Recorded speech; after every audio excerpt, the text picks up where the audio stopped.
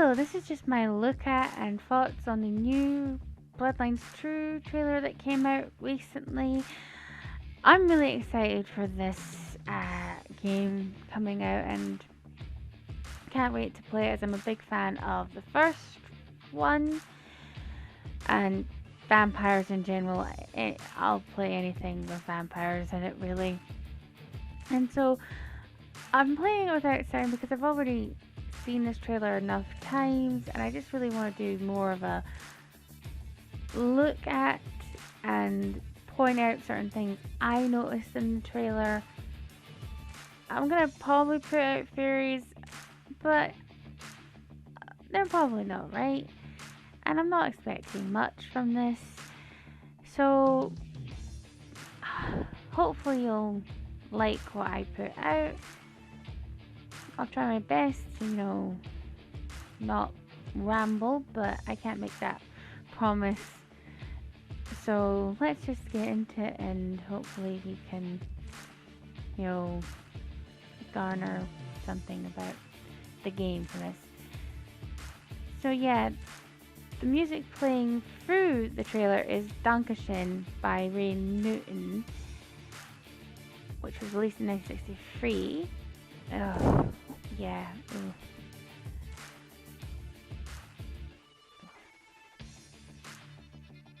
And here we are introduced to Mr. Damp doing what I can only describe as a very twisted thing. Oh, he's such a dapper Dan, isn't he? Oh, charming boy.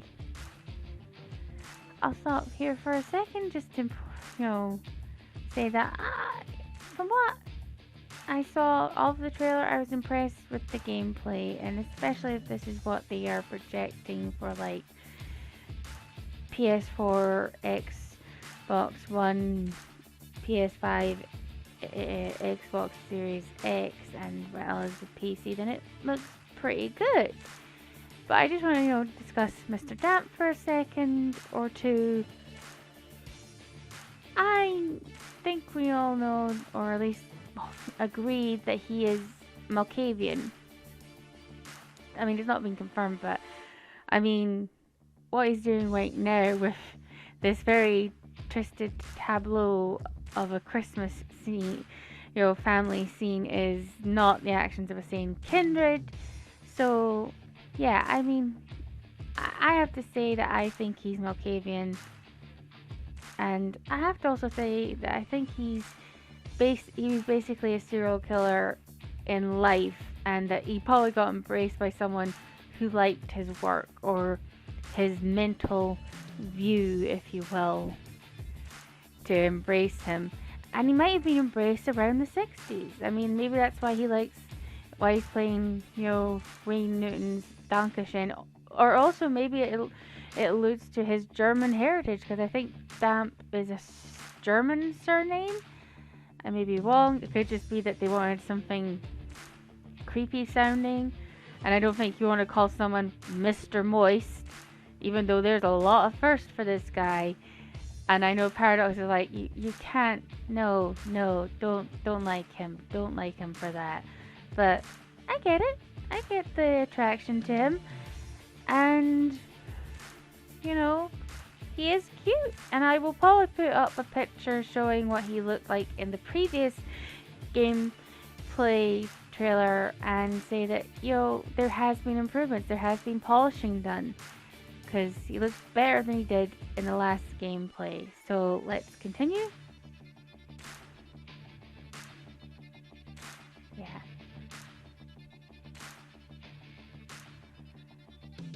And here we are. I'm just pausing on this because we see a war pawn, which is where the Baron resides, and that's who Mr. Damp works for. He's the hitman for him, I think. Muscle.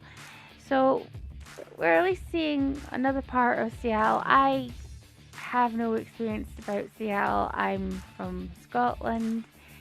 So I'm sure anyone from Seattle might say that this looks pretty good and pretty close to the city. I think, Hardsuit Labs is doing, is making sure that it looks and feels just like you would be in Seattle, just as the first game had that feel of basically, Los Angeles. And so, that really is making me gleeful and excited for this game because I do love to be immersed in the world that I'm playing in. I'm more of a story player. I don't really mind not having achievements and stuff. I know that's not a big popular thing, but I'm fine with that. I like, story and the atmosphere.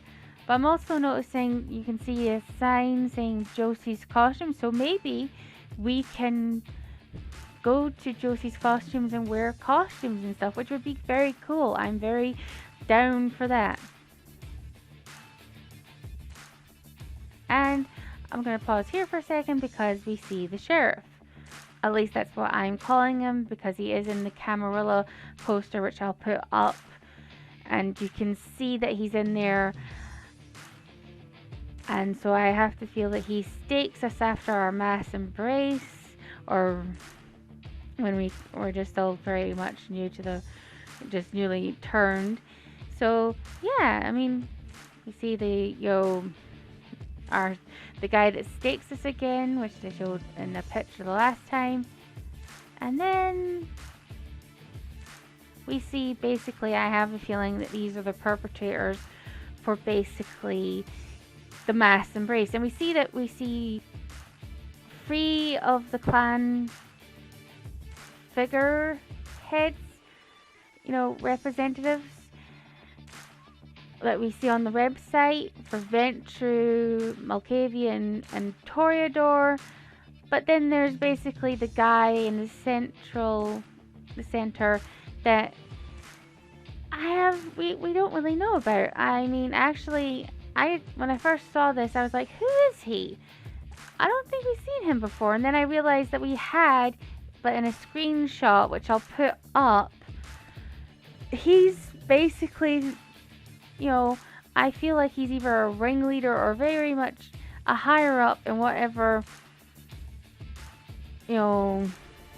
group that was involved in the mass embrace. And I'm kind of curious on what, clan he is. I mean, he could be a Bruja because there's that leather jacket kind of feel. Maybe he's, La Sombra, because there is a picture on the website, and I'll put that there as well. You can see basically he's wearing a cross, and La Sombra they have a very interesting relationship with religion. So he may be La Sombra. So that's an interesting thing, and I'm just gonna call him McBeardy because he has a beard, and we have no other details about him at this point. Sassy Dame. She's also of the Camarilla, and I love that you can see her little fangs, and I love that she's given us the finger. So she's kind of like a sassy broad. Maybe she's like the Camarilla version of Damsel. Like, she doesn't really give a crap about us. So she's always going to be kind of just a little bit, prickly with us. And when we come to see her, Prince Cross. So I'm interested in seeing how that relationship with this character is going to be like in the game. And then we see basically, I think, the guy that's in the Pioneers poster. I think he must be Lugran's, ghoul, or he's just the muscle in general for the Pioneers group. Could be a kindred. I mean, he could be a vampire, but, I feel like it's leaning more towards ghoul. So, yeah. He's very much a thick boy. And here we see Prince Cross. And I've seen the memes for basically how people are saying he kind of looks like the human Shrek, basically from the Shrek movies. And I mean, I get it, but he doesn't look like he did in the announcement trailer, but that wasn't gameplay. This is gameplay. It's been, stated. So it's gonna look different.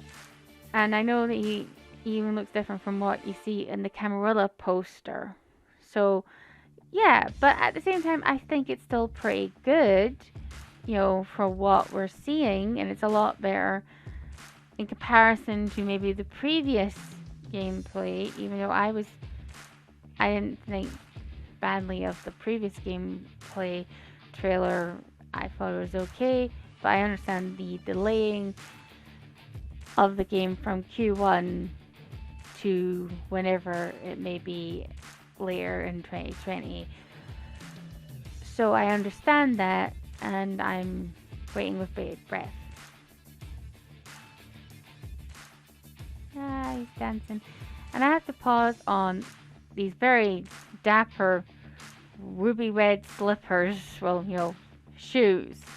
I mean, you gotta admit, that's a nice touch. It's like, yeah, I love that there's a color scheme of red and white. So that's something, and I'm kind of interested to see what this character will be like. Will he be kind of like LaCroix, from the first gen? And that will be like, I so want to kill this dude? Or will he be less focused on a certain item of procurement and treating us like basically just an underling? But, we get to play the game. Again, I'm sorry for the mumbling.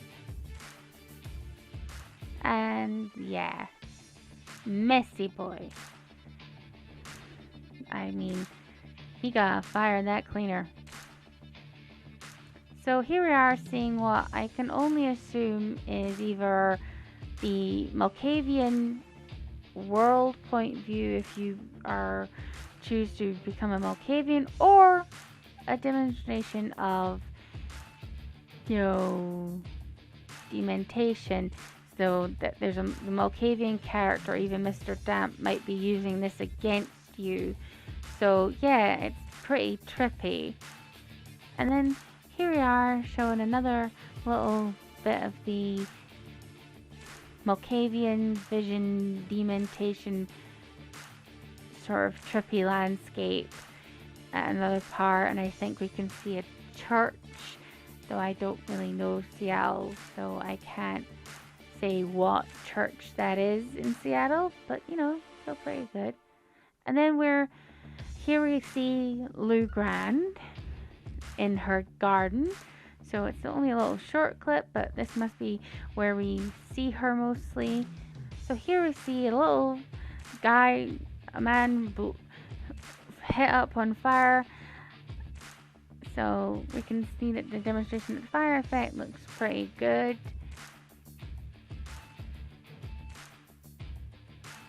I just want to rewind back, and I noticed this, and we're seeing like a little cat graffiti, basically. So I think that's a callback to the Lost Kitty poster that you see on the wall of your apartment that you inherit from Dominic. So I think that's like maybe a sign of a crest that we might get if we play the game. And I kind of wonder what the whole thing with the lost cat is. What could be happening to these cats? I mean, are they getting used in a Tremere experiment, or are they basically being just is it a Malkavian thing, or is the cat really a weird kind of code for people that are missing? Maybe that's a way that you might meet another person that was at the mass embrace that was also turned. So that's kind of an intriguing thought, what that, lost, that cat graffiti means, as well as the lost cat, poster in your apartment. And then we see basically, you know, a flyover to where I can see, you know, the atrium, but also it's a demonstration of the Shirokian, you know, power, as we've learned that, you know, we're able to access all of the Thin Blood powers for travel. You will still have to choose one for like when you need to for fighting, but you can use all the powers basically for travel. You can use mentalism, you can use Shirokian, and you can use nebulation. So you can basically experience that, and it's said to be a lot of fun, you know, by the Paradox and Hardsuit Labs team, and it made it more fun to play the game if you had access to all the powers for the travel. So I'm kind of enjoying the idea of that. And also I think, you know, Shirokian, mentalism, and nebulation, it was just a simple way of translating the Thin Blood alchemy, because I think that would have been hard to translate game-wise from like tabletop to video game.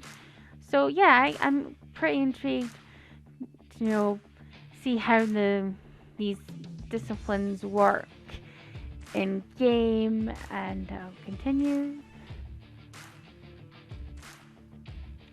And here we see Elif basically luring in her mark for dinner.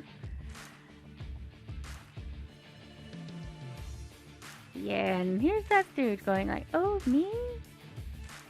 I have to say I love the effect for the eyes. I've noticed that Mr. Damp's eyes are yellow, and that Elif and the Camarilla woman have eyes that are kind of hinted purple, but Elif's eyes are so obviously, you know, purple.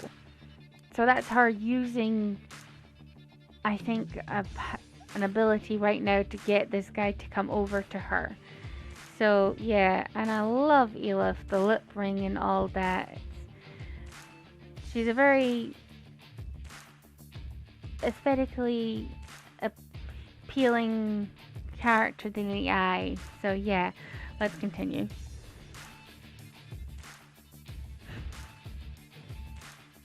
Yeah, night falls, and yeah, I mean, that is so gruesome. How is this? Honestly, he is definitely one twisted character, and you can see his eyes. I think that's also the Baron's second in command, Josephine, has eyes that are a similar color. So yeah, night falls. And then we basically, I'll just do like a frame by frame. Yeah, you see his eyes are brown, and then suddenly as he lifts the head up, it turns yellow. So that is definitely a discipline. And then we see the bite movement for Elif. And then we see the Bruja, you know, representative in the trailer. And I'll just play a little bit. And then he throws us in front. And then he throws us in front of a freaking truck. What's this guy's problem? I definitely feel he's involved in the mass embrace as well. I feel like my theory for that is that the characters that we see on the Bloodlines 2 website that represent each clan are definitely ones that are involved in the mass embrace, and that we are going to have to hunt them down, and that's how we probably join the clans. But you know, could be wrong. Could be that it's just he's just a Bruja prick that just likes to pick on neonates for fun, and also that we're Thin Blood. So I could be wrong, but I have a strong feeling that what the people, the people we see representing the clans on the website are involved in the mass embrace, and we'll have to hunt them down to get a chance to become a full vampire. So here we see mentalism, which is one of the powers, as I said, and this is it in combat action. Can't wait to try that out, as well as the Chiropteran power, basically in action as well, which is also pretty cool, which I'm going to be having a hard time deciding what I want to use combatively. So yeah, this will be hard. I can only imagine what you can do with, I think with with nebulation you can actually turn to mist and choke someone, so that's also going to be cool. And I think this is a demonstration of a Bruja discipline. I think this might be potence or something. So yeah, I mean, I might want to play a Bruja, which I don't think I ever played a Bruja when I played Bloodlines 1, but I'm very intrigued at the idea of playing one in this game. So I might have a playthrough as a Bruja, but at the same time I might not. I mean, but then again, that looks really cool. And just a little, yeah, there's our feeding action. And again, I think the feeding animation looks better than I think it did in the last gameplay trailer. So yeah, I mean, I would have liked maybe a little less lunge at the person, but I'm fine with it. I mean, we are a monster, so gently supping and stuff is not gonna work, if we're really hungry. So I'm fine with the feeding action. I think it's pretty good. It's better than the last time. I know people weren't exactly happy with the feeding animation in the last gameplay trailer, so I think it's pretty good. I think this shows that they've done a lot of work, and I think, yeah, another demonstration of power being shown here. Very interesting. And then, so yeah, it ends with the trailer doing us doing a little jaunty dance and stuff, which is a nice feel for this trailer. So yeah, I'm pretty amped for this trailer, and I love the feel of the mixture of horror yet the dark comedy, and that everyone was dancing, or at least you saw Alex Cross and your own character dancing in Elif. So yeah, I'm pretty pumped for this trailer, and I can't wait. So yeah, I'm excited for this game, and I can't wait for it to be released. Hopefully we'll get a more certain date at the Guerrilla Collective event that is happening on June the 6th, as Paradox is featured there. If I had to make an assumption of when I think it might be released, I would have to say earliest late August and the latest November, but don't hold me to it. Also, I would love for it to be out earlier because I can't wait to play it and see all the sights and sounds of Seattle at night as a kindred. Also excited about the DLCs, especially the free DLC that will add more clans. Obviously, Gangrel and Nosferatu will be featured in it, but what other clans might be featured? Would try to name a few, but wouldn't want to murder the pronunciation of them. And will there be more than one DLC adding clans? Also, just excited to play the crests and side quests of this vibrant looking world. Thanks for listening to me ramble on about Bloodlines and doing my best to give my thoughts on the Come Dance on Your Grave trailer. I'm still a fledgling when it comes to making videos, and I know this is not great, but I did my best to make it at least halfway good. I will put up links to videos by others who did a better job at explaining the trailer, such as Outstar. So that is my first video. Hopefully I'll do another one, but goodbye for now.